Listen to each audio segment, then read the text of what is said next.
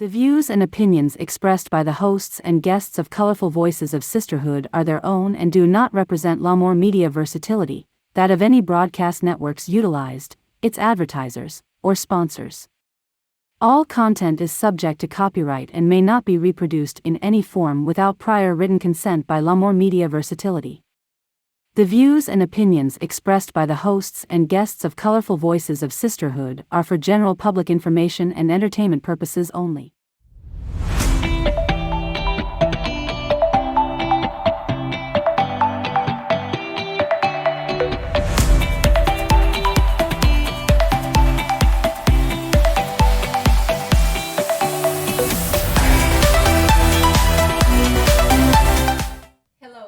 Raquel from Colorful Voices of Sisterhood, and welcome to the Spanglish World Networks on Zingle TV channels 250 and 251.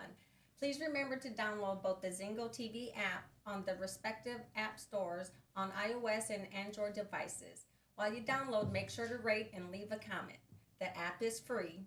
Zingle TV is also available on Google Chromecast, Amazon Fire and Fire TV sticks, Roku and Roku sticks, also on Smart TVs 2016 forward. Good morning. So this morning our topic will be on mental health, and we have Estrella Rogers here with us this morning. And I'm going to let her actually introduce herself and tell us some about herself. Good morning. So my name is Estrella Rogers. I am a licensed clinical social worker here in Jacksonville, North Carolina.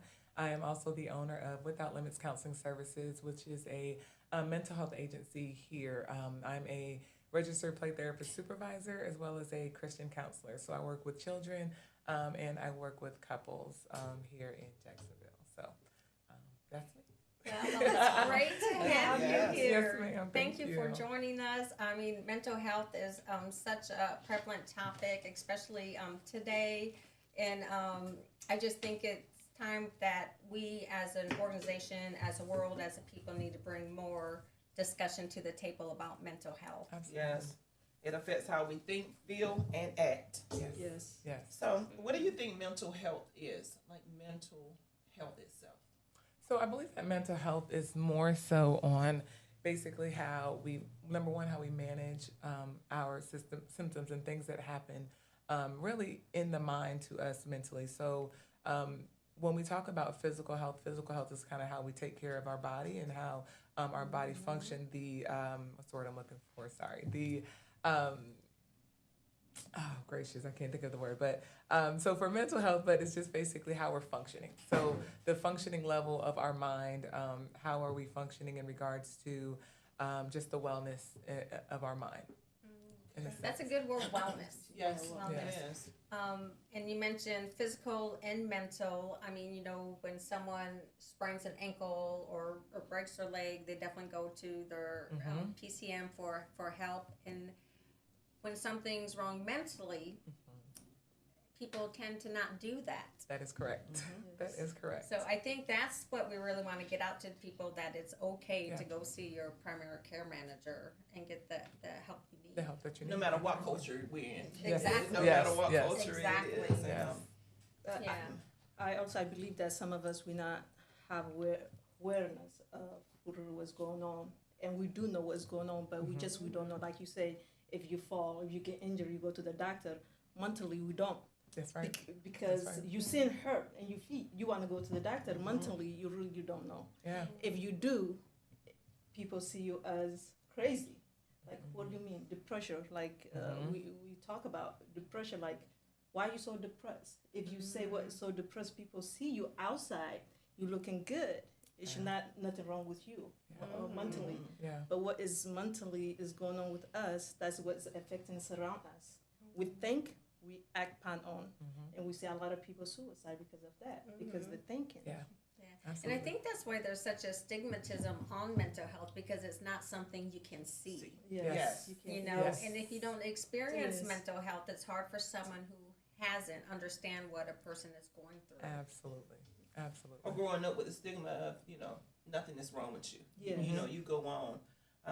I know that your wife, Sammy. Yes. Right? Yes. And you have kids. Yes, ma'am. So when we're dealing with mental health with children, How do you handle that? Because I think I heard you say you do stuff with the children. Yeah, so number one, I think one of the things when you're working with kids is to be able to identify that there is possibly something happening and that it's mental health, right? So sometimes we have to first rule out with anybody.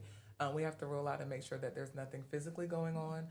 When you're talking about kids in regards to like school, sometimes it could be there could be a learning disability. It could be that they're on a certain level education-wise or academically, and maybe they're not. So we talked about like ADHD. You know, maybe they're not being challenged in the classroom, right? And so that's one thing. So we want to rule certain things out. The other thing is going to be you also want to make sure that it's happening in more than one space, right? And so if someone says to me, oh, well, my child is, acting up in class, and I'm like, okay, well, they're acting up in school, but is there anything else happening anywhere else? Is it only in school in that environment? Because if it's in school and it's isolated to that environment, then most likely, then we're not really dealing with per se, oh, your child has ADHD, or maybe there is something happening. Maybe your child is being bullied in school. Maybe there's an issue that's happening with their schoolwork. And again, like I said, maybe there's a learning disorder. Sometimes you may see kids that act up in class, but they may be dyslexic. Maybe they can't read what's happening on the paper, and so therefore the behaviors that they're exhibiting may look like a behavior disorder, but really what's happening is I can't read this paper. So That's good. we have to be able to kind of make sure that it's happening in different places as well, and not just isolated to one place. Yeah. So I know there's probably a lot of parents that are struggling with this. What's the first step that a parent should do? So I would say, honestly, the first step that any parent should do is, number one, talk to your child, right? And find out from your child what issues they're having, what is it that they are struggling with. And then after speaking to your child, I would go talk to a professional. You can speak to the doctor, so the PCM, you can talk to them. You can speak to the school counselor, find out from the school, is there anything that they're seeing, any signs or symptoms that they're recognizing. You can talk to a therapist, take your child to a therapist and sit with them. The first session normally, some people will do the parents first, and you can talk to the therapist on your own and say, hey, this is what I'm seeing. Is this something that I need to bring to a therapist? Or they may bring the child and the parent at the same time, and the therapist can make their own observations. But I definitely would say if any parent is having trouble working with their children or having trouble at home, then for sure seek professional help. Yes. Because it could be something, a trauma. Yep. Something could have triggered death. Anything that could have triggered that we may be missing. Absolutely. So some of those are the triggers. I'm glad you say that. So what age group we talking about? Like when we say is child, it's different age group. Kids go to preschool. So what age? Some children, they are child to express or explain what is going on with. When you say sugar, sometimes it is sugar. And when they are different age group, when school is closed, sometimes daycare, you take the children, they are different group age kids there. Yeah. So it is really, it's hard. It's not easy. We take it for granted, our brain. We do. Absolutely. Because without our brain, I don't think we can function, we can do anything. It's our thinking, that's what is shaped us. And I think that's why it's so important for us as a society to understand the importance of that, and it's okay to go get it checked out. Absolutely. Yes. Absolutely. I mean, we take our cars to get their 3,000 miles oil changes. It's time for us to do something with our mind, because it's so important for us to need it, especially as we get older. I will say really quick, just because you brought up the age groups, Yes. I would also say making sure that the person that you take your child to does work with children, right? And so you have some therapists that will tell you, no, I don't work with children. That's not my specialty. Myself, like I said, I'm a registered play therapist. You have some therapists that work solely with child trauma. So you have different types of therapists. You have some therapists that will work with kids ages 3 and up. Some say, I work with 6 and up, right? Yeah. And so you also want to make sure that you're going to the right place when you're looking for a therapist for your child as well. Absolutely. Yes. Right resource. Because if you get wrong advice, you're going to get wrong result. It's the same our thinking. If we're thinking wrong, we're going to get wrong answers. So for me, you said earlier, we have to get to the point that when experienced people, if you are people like me, the trauma I experienced in my childhood. I didn't know. I know just family tell me bad. I was just running, Yes. acting up, but I don't talk. I don't say much. Yeah. I'm like, phew, phew, I'm just doing like Yes. busy child, they call, right? But I grow up where we don't speak about certain things. And that age, like, okay, I saw people that was a girl that was suicide, taking their life, burning themselves. I said, no, my life worth it. And that, like, I saw age 9, I said, I'm just gonna run away. So, and because I chose life, I was fighter. I was like fighting through all that. People, they see me like, oh, you're so nice, or nice way to say you're nice, but you are naive, because I taken a lot of bullying, a lot of mean things. So what I'm trying to say, we have to get to that point and say, you know what, I am important, I am needed. Yes. My life is important. If I leave this earth, everybody's life is gonna go on except me. So I say, you know what, Fetihya, you love yourself, say you do need help. I do. I still am in therapy. I went to psychiatrist, say, what's up? What's going on? Listen, what's going on? You tell me. Let's sit down and talk about it. Absolutely. But the best thing they did for me going there, I learned things that I really did not know. Yes. I didn't even recognize my own trauma. Like, they walk you through everything from your child, what happened to you, all this. When I was speaking, like, those stuff, it was exist. It was me. You know, so what I'm trying to say for those people that experience trauma, abuse, anything, please, you are needed. Here. Your life is important. You get well. Guess what? Wherever you go, you take yourself. That's why I say, Fetihya, wherever you go, Fetihya come with you. So Fetihya, she must have to be well. So we have to get to that point to say, you know what? I need help. This is for me. It's nobody else. You want to call me name? Guess what? You've been calling name before you know my issues. You go ahead, do that. Go ahead and do that. Yes. One thing I do want to mention is the Black and brown communities are disproportionately undertreated. Absolutely. So I don't know if it's because of our culture bringing up where it's just taboo to talk about it, or what, but we can, because we've got a platform to talk about that. What do we need to do as empowering our culture to make this a priority? Before she answered that question, let me read this right here. Yeah. Harriet Tubman's lifetime undoubtedly thought that bondage was better than risking death for the unknown. This profound statement that people could not be free because they did not know they was in bondage. So we got to know that we're in bondage. Oh, that's we got to Yes. know that we have That's a good. mental That's thing. Now let you good. go ahead and answer that. That was just powerful to me when I read that. That's Yes. No, and actually what I was going to say is normalizing it, number one. And two, when we get the opportunity to explain what these disorders are or what the different things that are happening that they actually are, it's important for you to be able to do that. So, for example, when we talk about depression, and people in their minds are already thinking that depression means that I'm crying every day, or it means that I'm in a corner stuck. And so now when somebody says, oh, well, you're depressed, and you're like, no, I'm not depressed. Like, all I'm, the only thing that's happening is I'm having difficulty at work. And I say, okay, well, you're having difficulty at work. What else is happening? And then they'll say, well, I am a little disorganized from time to time. And, I do have trouble, like, maybe picking up after myself. And I haven't ate in, like, the past couple of days. I really haven't had an appetite. And I may say, like, well, how's your sleep? Oh, I'm not sleeping. And so then what happens is, as we begin to talk about the things that we think are normal, they begin to realize, like, wait a minute, I may be depressed, or I may be anxious, or I may be going through something without realizing it because I don't know the symptoms and I don't know the names of these things to be able to put it together. That's Right? right, yeah. And because we don't talk about it, right, because just like you said, we go around as Black and brown people, and everything that happens in the house, it stays in the house, right? Yes. We don't talk about those things. And so now you have children, you have adults that are going through all of these things, especially our men. That's like the biggest thing, our men, right? Suffering in silence. Suffering in Yes. silence. They're saying what, 2 Yeah. out of every 5 are on some type of mental health issue. But we don't talk about that. No. We don't talk about it. It's not okay.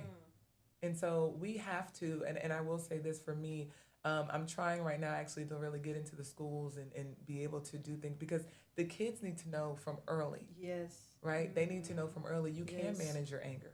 You can manage your depression. This is what this is. This is what it looks like. My son is 13 years old, and he'll call me up. I don't think he'll see this. He may see it. I don't know. But he'll call me up to the room sometimes, and he'll say, I need my therapist, Mom, right? And so I know, like, that's the difference because that means that he's anxious, and he may need a hug or he may need something from me, but I know that means I have to switch my hat and help him do a mindfulness activity or something. But he had to learn that. Yes. He had to learn what anxiety means as opposed to him not knowing what the symptoms are. And then he's just sitting in his room crying in his own mind, like, oh my gosh, what is wrong with me? Like having these thoughts. But I had to teach him that's anxiety. Yes.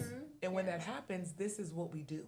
Yes. And so now when he has anxiety or other people, you know, when we have anxiety now, we get to a point where we're able to say, you know what, I can manage this because I know what it is.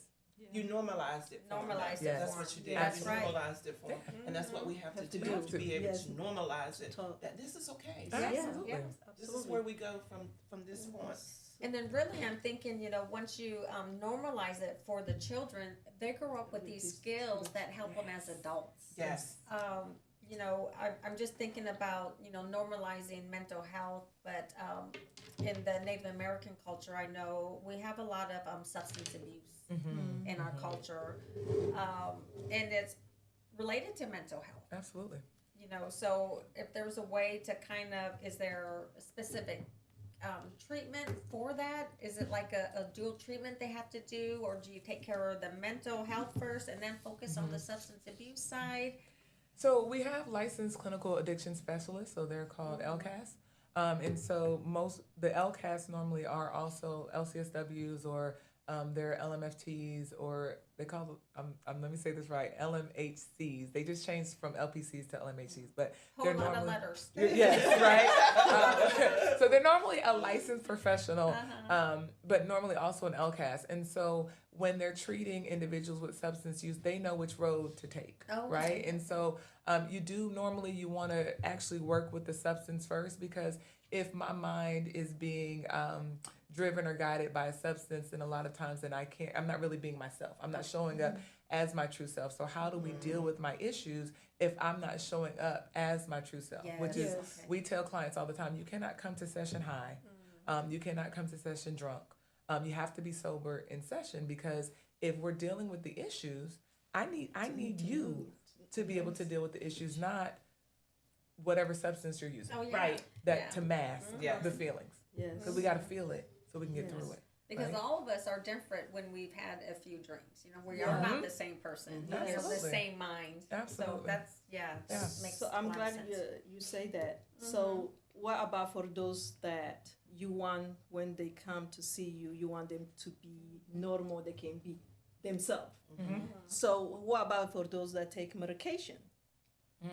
So how that, because some of them take regularly and medication. So how you tell them the same thing, like don't take medication for that? No, I do not tell them that. So normally, no, I do not. So normally, if you're taking medication, and it would depend on the medication. So obviously, if you just came from the dentist or something, and you just had a surgery and you're on codeine or Percocet or something like that, and you are I don't want to say out of your mind, but your mind is, you're just not yourself. You're not yourself. Let me say, well, if you're taking that, you might be in that moment. But yes, then I would stop the session and I would say, we probably don't need to work today because this is not going to be beneficial for you.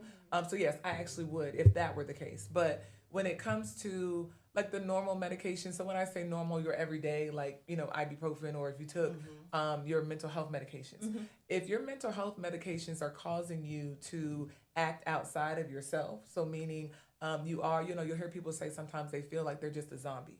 And they're just like kind of sit in their eyes. And so if I notice something like that, then I will say, okay, wait, what's going on? And then if they say, well, I took some medication today, then I'll say, okay, well, after you leave here, you need to go and speak to your PCM, or you need to contact them immediately, because the medication is having a side effect that it should not have, right? And so it's not that you can't take medications, but if I see something, if I see that my client is not in the space for therapy, then I will address it. But I won't tell them not to take their medications, because their medications should actually help. If they're taking mental health medication, it should help, as opposed to hinder our work. That's good. So, Okay. Reason I'm asking this question is I'm not saying medication is necessary when Right. it's needed. It kind of keep you balanced Mhm. with to daily routine, Right. right? However, if not longer taking that medication, because like you said earlier, it's very important for you to diagnose when you are normal, when you are with yourself, because that's how you deal with or know what is going on with the person. So if we keep taking this medication, we make it just our life. How that it has effect on to just our body, because it has side effect. So it depends on the person. So number one, when people come into, if they're seeing a psychiatrist, right? If they normally go in to see a psychiatrist, then normally they may not be on medications yet, right? Okay. So if they're not on medications yet, they're coming in to say, I have all of these symptoms, all of these things are happening. And so now that psychiatrist, or normally it's a psychiatrist that's going to provide medications. Your PCM, depending on the medication, they'll give you some, but a lot of times they may refer you to a psychiatrist. So they've seen all of these symptoms, right? Then you have people that have been on medications for years. And so when they come into the office, I'll say, okay, well, tell me the symptoms or the things that you've been experiencing. And they'll say, okay, well, this is, I'm, again, appetite, sadness, whatever the symptoms are that they've been experiencing, and you can still diagnose.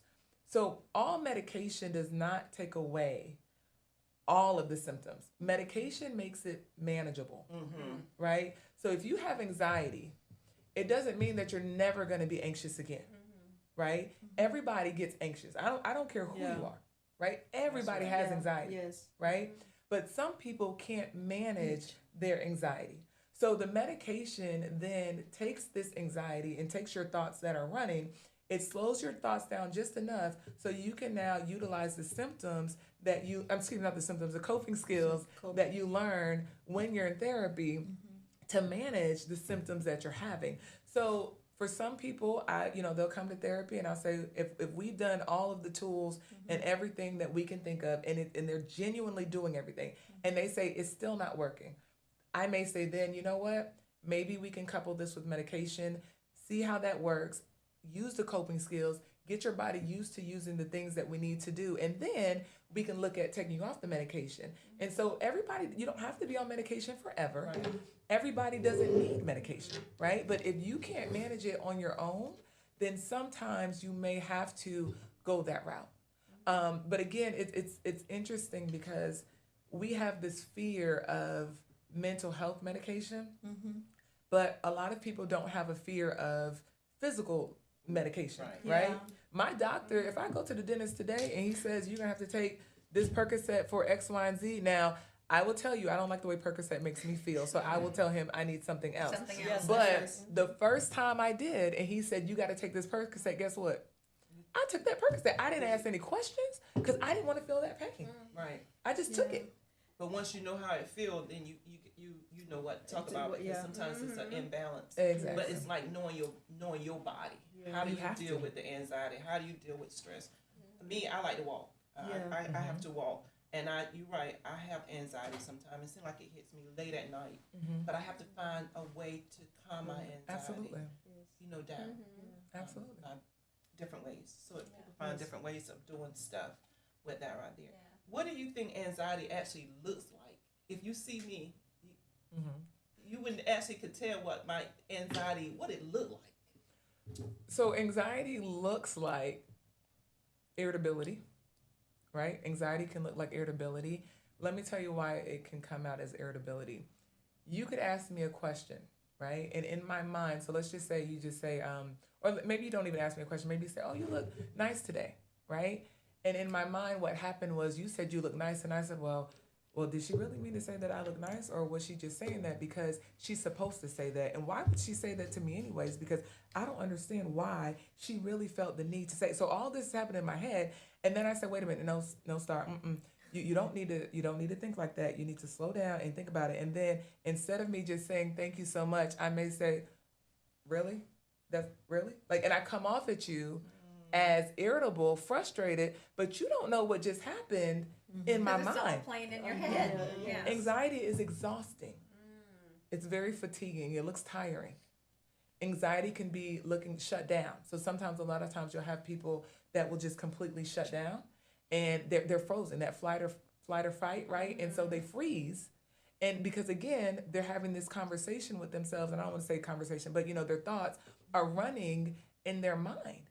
And so a lot of times, someone will be talking, and they'll say, "Well, I'm talking to you," and it's like, okay, but in my mind, I'm trying to process all of these thoughts that are happening, and you're still, so you think that I'm shut down, but actually there's something going on with me that I'm trying to make sure that I respond to you in an appropriate way, but I can't because I can't slow these thoughts down. The easy way would be, of course, people have panic attacks, right? And people they sweat or they shake. Sometimes you may have somebody that may be shaking outwardly, and you can see that. Yes.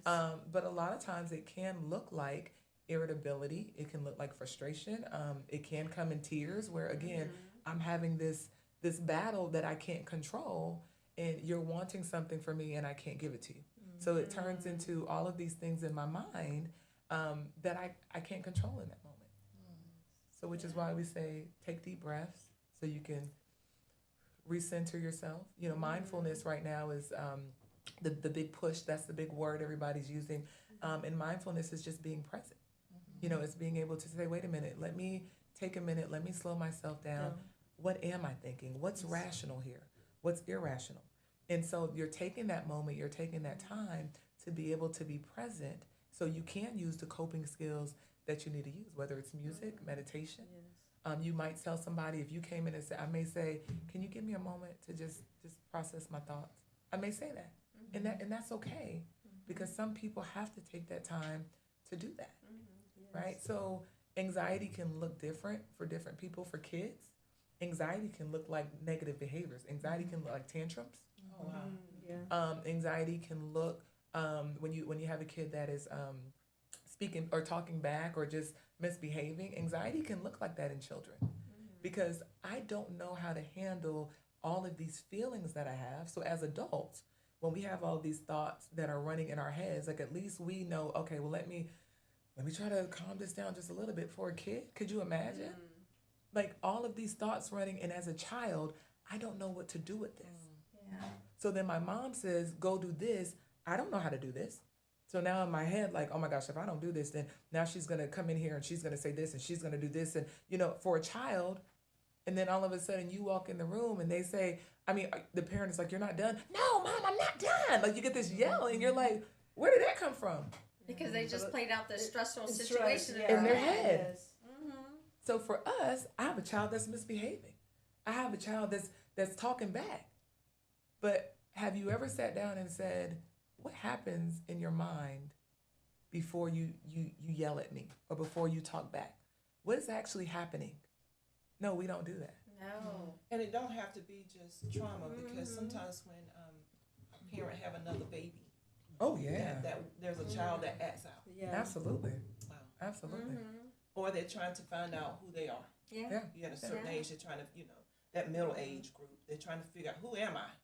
Absolutely. And that's a big Yeah. stress. Yeah. Any, Yeah. any life But then, changes. I'm even thinking, we mentioned a little bit earlier about bullying. Getting bullied in school. What a traumatic event that is for a Yeah, child, and not knowing how to deal with it. If- There's a lot of adults that don't know what to do if they're getting bullied. Yeah. I can imagine a child. Children, sometimes you may have a kid that's skipping school, and you're like, oh, you're skipping school, you're in trouble. Why did they skip school? Yeah. Maybe on their way to school, there's somebody that's harassing them. Maybe there's something that's happening. But again, they don't know how to deal with what's happening because nobody's talking to them. No one's talking to them. Nobody's talking to them. Yeah, they definitely need that. I guess that's where it goes to making sure there's a trusted individual Absolutely. in someone's life. Absolutely. If I could be a trusted individual, I'll make that effort to make sure they know I'm a trusted individual to come to. But if you don't have that, Right. And yeah, I think it comes with, when you say trusted, you have to show to be trusted. One, you have to be vulnerable with the people that are vulnerable. Yeah. You have to open up to them so people they can come say, okay, I'm related to this person I can talk to. If you don't do that, if you show yourself as perfect, how I'm gonna share with someone that is perfect sitting of me? I have all this dark in me. How I'm gonna let it out? I can't, because you did not show your vulnerability to sit down someone that already gone through. Absolutely. People around us all the time, family, friends, but really like we don't talk about it. Why? Because I have friend or family around me. Doesn't mean I trust them. It's hard. Like reach out to somebody. Right. I can reach out to everybody. Is that person is willing, really sincerely willing to listen to me. Yeah. We don't have that. Yeah. So that's the reason suicidal rate is high, because people feel like they are alone. Yeah. Yeah. Because we are surround ourselves or our community or family that pretend to be perfect, and they don't show their own children when they've been through. That's true. So if your children, you never told them your childhood and your teenager to your young adult, now you have children that go out, experience something, they're not going to come to tell you Yeah. because they think your generation was different. It's not different. We don't share. Yeah. Yeah. That's And part we of don't the show proving. that. Yeah. So And I think as mothers, all of us are mothers and grandmothers, but that's something that we need to start opening up. yeah, about. talk Absolutely. about it. It's Like gotta start listen, somewhere. Normalize it. yeah, Yeah, it's gotta start normalize somewhere. it. And Yes. when family is well, individual family, our community is gonna be well. Yes. Family makes Yeah. community. Yeah. So if we don't have good family that gone through stuff, guess what? We're not gonna have good community, That's true. because our environment is very important, because we are producer for the next generation to come to our product. Absolutely. And it just, I tell my kids, like, you are special to me. I've been through stuff. Yes. But you're gonna go, if you don't learn something, you're gonna go to the world like you think you are the only one special. Life is gonna kick you. You have to learn how to cope, how to manage, and your anger and everything is going within you. You have to let it out. And really, like in my Africa, I was gonna share with you guys in Ethiopia, in Djibouti, in Somalia. People fight, argue, or they say something about friends, and you find out that somebody say something to you. They don't take that anger to sleep. They're gonna come to your house. I'm not recommending people in America to do that, but they come to you. Hey, 9, 10 o'clock. It doesn't matter. Do you say something? This like it's not like, let's Right. go. They don't want to take that anger to To sleep, sleep. Yeah. Yeah. because that anger that we keep in, that's is really what is Absolutely. causing us mental. You Yeah. see, Well, it goes back to having those thoughts thoughts Yes. going through your head, and you're not gonna sleep because you're thinking about this person. Say Everything. some of us, we don't want to share and how you feel about the person. Even that person say something to you, nice way. I do that, and here in America, when people say something, Well, hey, let's talk. That's Diana right. mentioned That's right. earlier that she gets her anxiety at night. Yeah. Well, I guess I'm the same way, Diana, just listening to conversation, because that's when I'm laying in bed going through my stuff for the next day. Yeah. And then if something comes to mind, I'm like, grab my computer, like sending an email, Lisa, she'll crack up at that. She'll send me a text and why you up? Yeah. I mean, it's important to, again, You gotta identify. identify yourself. the like Absolutely. identify. For me, honestly, I deal with very difficult people. They might see but I communicate with them. People say things mean to me, Yes. I let them say. Then they hang out. A few days later, I call them.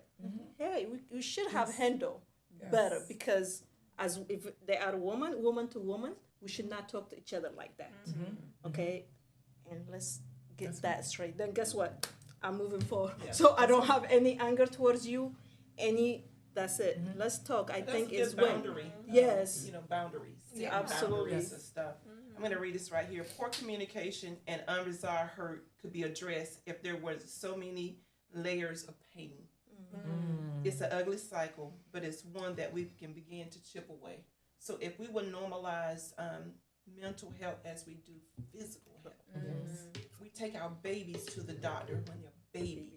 Absolutely. So if we would normalize it then, checking their mental health, find out what's going on, being there, being present, being able to talk to them about whatever is going on in life. Because I think it was said before, a lot of times even in our culture, what goes on in the house stays in the house, family tradition, Yes. family hidden secrets. But eventually there's going to be an outburst, and then we don't know how to handle it. How to Yes. handle it, yeah. Yes. And I guess that's another question, because you talk about families. Can there be generational mental health? Is it something that can be passed down, or is it just the environment that causes that?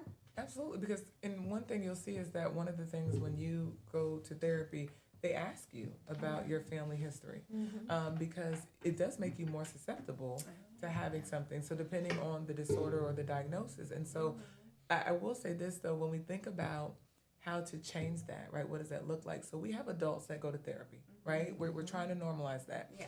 I'll use a small example. If you move, right? So this is where we're at is a military community, but so a lot of people are transitioning. A lot of people move. I have a lot of adults that will come into my office and they'll say, "Well, I'm struggling. We just moved," and so normally we call that like an adjustment disorder, right? And so they'll tell me like as they're talking that their kids are having issues and things of that nature, and then I think to myself, okay, wait a minute. As an adult, if you're struggling with this move, why do you not think that your child is struggling with the same thing, right? And so when you talk about generational cycles of mental health, our children see what we do, right? Our children see how we react to things. Our children also respond to the same things that we're responding to. So if we're in the same environment, right? So if we're both in an abusive environment, if we're both in a poor environment, whatever that environment may be, but as a parent, if you are being affected by this situation, why do we think our kids are supposed to be so resilient and our kids are supposed to just, suck it up and keep moving? Figure it out themselves. Yeah, and figure it out when we can't. Yeah. And so I think when we talk about these cycles, we have to get to a place as parents when we say, wait a minute, if I'm going through this, then I'm going to stop the cycle now, and I'm going to teach my child how to deal with these things. And I'll have parents, and they will tell me. Like I remember, I was talking to a father one day, and he said he had anger management issues, and he was, I'm angry, and I see it in my son. And I said, okay, so help him. And he said, well, I don't know what to do. I said, well, don't you come here every week and we talk about how to manage your anger? Yeah. And I said, okay, well then take that home and teach your child how to manage his anger. I said, it's already in you. Yes. But you have to take what you've learned Yes. and teach your child. Yeah. That's good. Yes. It's That's no good. different. That is So That that is so brings good. me, That is so yeah. good. So that brings me to a point, for our viewers out there, what would be a good coping skill? So if they're, having a child with behavior, what would be their first step as a mom, child throwing a tantrum? What coping skills are available? So depending on the age, right? For sure, deep breathing is like the first go-to, right? Okay. Again, depending on the age. So you can look up on YouTube, honestly, deep breathing activities, and then put in the age, because if we're talking like a young child, I would do, and I'm gonna say maybe like 7 and below, I'm gonna teach them something very simple like flower candle breathing, right? Flower candle breathing is really simple. You smell the flower, you blow the candle. And right, and so for a child, you're teaching them muscle memory and how to do that. You have to practice it though, so when they need it, you say, okay, flower candle breathing when you start to notice it, and they'll do it, right? Yeah. As they get older, so 8, 9, 10, 11, somewhere in there, you may do something like we call cookie breathing. Cookie breathing looks more like what we call guided imagery. And so you're imagining a cookie, right? You get to the oven and you see like, oh my gosh, I got my cookie out the oven. It's like, oh my gosh, this smells so good. Like, and so you've got this. And so we use those types of things. Now, as they get older, then I may just do a regular, like I'll say, okay, close your eyes, breathe in your nose, breathe out your mouth. I may have them do, they'll pretend like there's a balloon in their stomach and they're filling that balloon as they inhale, and as they exhale, the balloon deflates. But I would say the easiest thing would be that. Okay. The other thing I would say is being able to identify what's happening in their body, right? So when you have a child that's having tantrums, normally they can feel themselves like about to tighten up, or they can feel something happening. And so you may want to teach them and say, okay, before you get to that tantrum, tell me what's happening with you. Tell me, let's slow down so we can recognize the feeling. What happened before the tantrum when my palms we're getting a little sweaty. I've had kids say, I feel like I have gummy bears in my belly, right? And so, but you know, you got to ask them what that is. And so I'll say, okay, well, when you feel like you have that gummy bear feeling in your belly, I need you to go to the teacher and you give her this. Sometimes I'll use like a orange piece of construction paper, something small, but you give it to the teacher, and then the teacher knows that means that the kid is about to have either a tantrum, a panic attack, or something like that. They'll walk out, they go outside, they do their deep breathing, whatever coping skill that they've learned, and then they can come back in. Or maybe they need to go talk to the counselor. But you can set these things up for your kids if you have conversations with them and teach them what these things look like. Teach them to talk. Yes. After a tantrum, and let me say this, after a tantrum, because during the tantrum is not the time. Let me just say that, right? That is not the time. But after the tantrum or after the incident, sitting them down and saying, okay, I saw that you had some really big feelings. These are for maybe 8 and below, right? I saw you had some really big feelings. Can you tell me what those were? And then you share with them what feelings words are. Because there's more feelings than happy, sad, mad, and glad. Like that, you know, we know those. Right, but were they frustrated? Were they irritated? Were they anxious? Were they worried? Like, what feelings are they having? Right. Yeah. And so we have to be able to give them the verbiage to describe what it is that they're actually feeling. I would like to go back to what you said, because household is very important, family, and we are mirror to our children. Like you said earlier, what they see is reflection. That's what they do, and this is even for me. We want our children to do better. How? If you've never been better, how your children they're gonna be better? But we tell them, I want you to be better. I want you to do better than me. Who is example for them? We are the founder for like primary everything for our children. I think as parents, we have to take it, like we bring children to this world. Okay, and sometimes I say, God, I don't know how you trust us to give us another life. Some people, they cannot even take care of one life, and you give multiple of them. You know what I'm saying? So we must have to be primary for our children for everything. We are the teacher. We have to be better for our children to be better. Yeah, and it's definitely the biggest responsibility we have. Yeah. Because there's so much, I mean, a child's life, you know, my baby boy is going to be 32 in a couple weeks, and guess what? I still call him my baby boy because they're still my babies, no matter how old they are. That's right. But like some of these tools, I wish I knew back then. Yes. You know, I'm much smarter now than I was when I was 20 or 21. Well, we're normalizing it now. We're getting the information now. We're not just keeping it, you know, hidden. We're talking about it because things are happening. Suicide is rising in our young people. Suicide is rising more in our black culture than what they used to say. And, you know, they used to say that black. I'm like, no, it's still happening. They just weren't talking about it. So now we're normalizing it. Things are happening. What can we do to change? What can we do to be the change agent? When we can talk about it. When we can be. I need your help. You know, I'm a life coach, but I have a therapist. You know, I tell people all the time, I've been married 30-something years. I still need somebody as a relationship coach. I need help. We all do. You can't just take it for granted because you see this smile on my face. Behind this smile could be stuff going on. So you got to have somebody that you can trust. That they ain't going to go on social media and talk about you. You know what I mean? Because a lot of times you read stuff on social media, I already know they're talking about somebody. I'm like, call that person. You know, don't put their business out there. You know, like that. That's good, but you like something we have to tell ourselves individually and our brain. We have to train people. They will say, they will say, but you cannot control what people saying. Absolutely, you cannot control them to type and say. But we have to learn. Say, you know what you say about me is not gonna define me. I am who I am. Go ahead, talk. When we get to that point, I think we will have better, really mental health. Like we have to let it go. What people say about us, let them say. But when you are 13-year-old Fetihya that's dealing with that on social media, that's what I'm talking about. What's the coping skills for that? I mean, you see a lot of stuff on social media. I mean, kids, you breaks my heart, committing suicide over comments made on social media. Yeah. And So then afterwards, they always say there was something was said on social media and nobody picked it up. Yeah.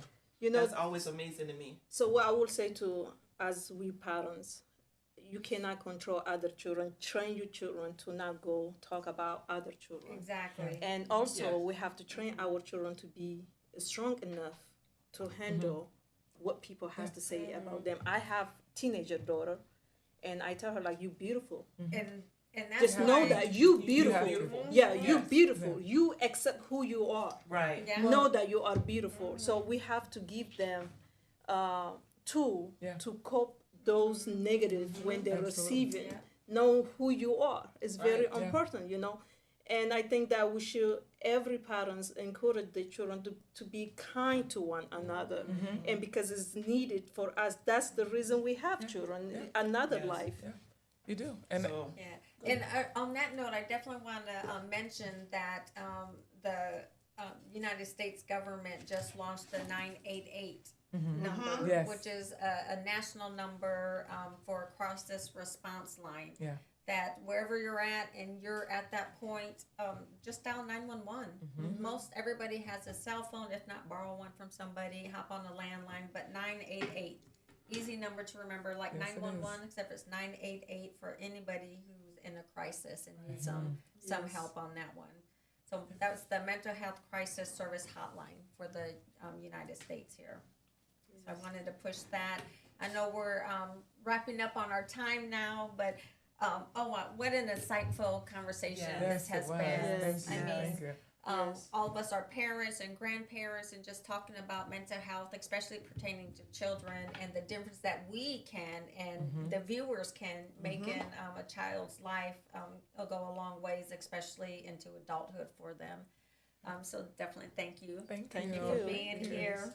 and I want to say thank you too, also for being here. But before we go out, you have a book that you have, that Prayers for My Husband. Yes, I ma'am. just kind of want you to briefly talk about how that book came about in your life. So to be very honest, the book is called Prayers for My Husband, and it's a 30-day prayer journal. It is on Amazon.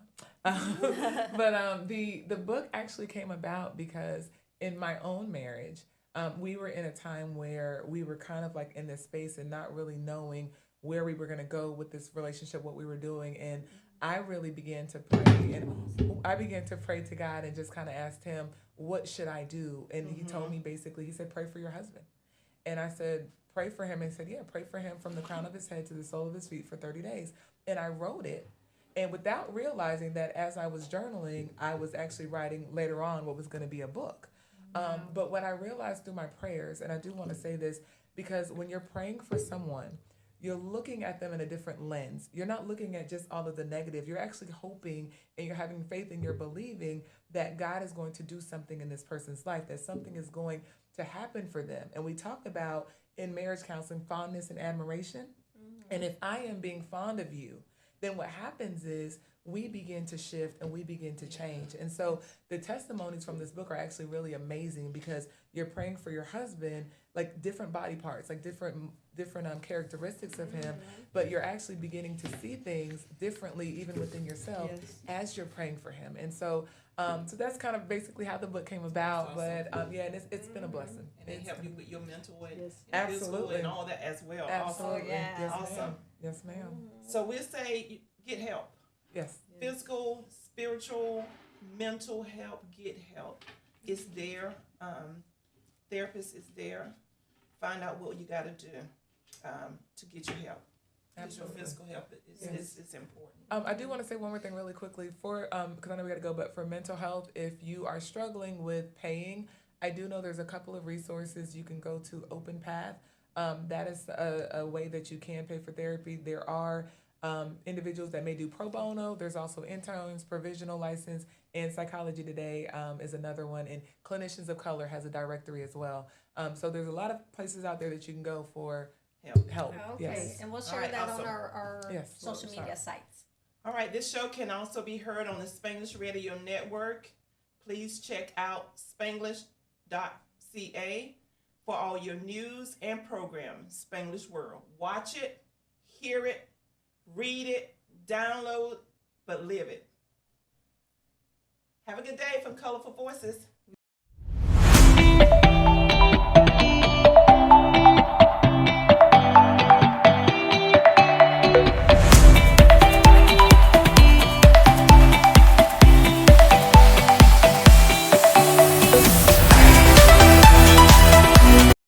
At Lamar Media Versatility, we aim to provide comprehensive solutions to our clients.